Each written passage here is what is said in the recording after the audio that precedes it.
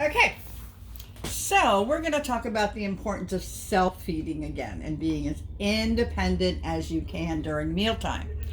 So mostly 90% of the time, Trae prefers finger foods, and that's easily done. But there are some times when we're out that maybe there's something that we would want to use a fork for. Now, he really doesn't like spoon food, so we really don't worry about using spoons, but we have found a way to maintain some independence by using a fork, even though he can't do the entire process. So, Trae does not stab on his own. So, back with one of his teachers, when he was still in school, developed this multi-fork method.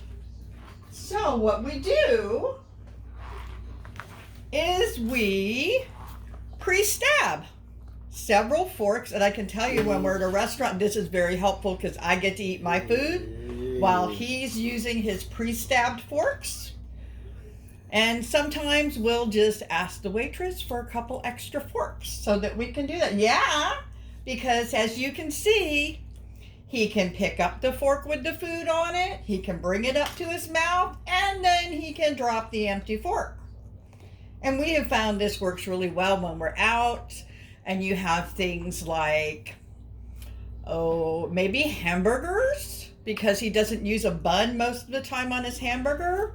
So I can cut up the hamburger or the chicken, and then I can leave the pre-stabbed forks, and then he can do it on his own, as fast or as slow as he wants. And that's really important when you're talking about the speed at which someone chews and wants to put food in their mouth, because sometimes even as a caretaker you're trying to go too fast because you might be multitasking, and so that kind of matters. But this is how we do independent fork feeding. Thanks, buddy.